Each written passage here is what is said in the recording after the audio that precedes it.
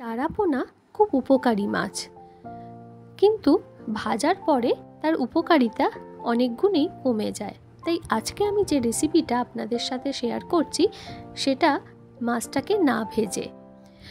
প্রথমে মাছটাকে ভালো করে ধুয়ে পরিষ্কার করে জল ঝরিয়ে আমি সেটাকে যে পাত্রে রান্না করব, আমি এখানে কড়াইয়ে রান্না করব, তাই কড়াতে ডাইরেক্ট দিয়ে দিলাম গ্যাস না জ্বালিয়ে।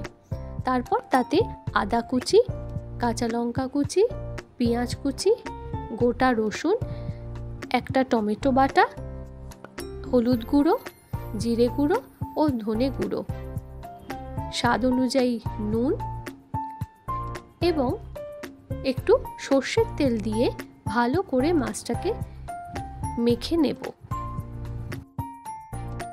খুব সুন্দরভাবে এপিট ওপিট করে আমি মাছগুলোতে মশলাটা মাখিয়ে নিচ্ছি।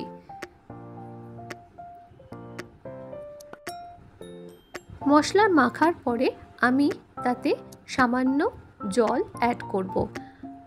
আপনার কতটা ঝোল লাগবে সেই অনুপাতে আপনি জলটা দেবেন। আমি প্রথমে সামান্য জল অ্যাড করে দিলাম, দিয়ে এরপর আমি সেটাকে ভালো করে মিশিয়ে নিলাম।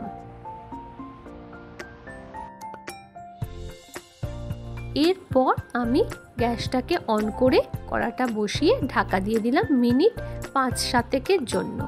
কিছুক্ষণ পরে ঢাকা সরিয়ে আলতো হাতে আমি মাছগুলোকে একটু পাল্টে দিলাম। আমার মনে হলো আমার আরেকটু ঝোলের দরকার, কারণ মাছটা সেদ্ধ হতে আরও কিছুক্ষণ সময় নেবে, তাই আরেকটু জল দিয়ে আমি ঢাকা দিয়ে দিলাম।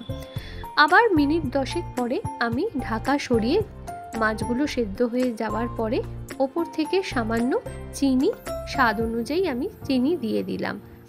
অল্প করে চিনি দেবেন, আপনারা চাইলে এটাকে স্কিপ করতে পারেন।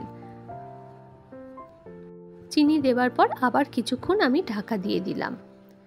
এরপর আমার ফাইনাল টাচ দেওয়ার সময় আলাদা একটা পাত্রে আমি সামান্য সর্ষের তেল নিয়ে তাতে কালো জিরে ফোড়ন দিয়ে সেটাকে ভালো করে ফুটিয়ে এরপর আমি সেটাকে ওই মাছের ঝোলের ওপর দিয়ে দেব, দিয়ে ভালো করে নাড়িয়ে গ্যাস অফ করে দেব।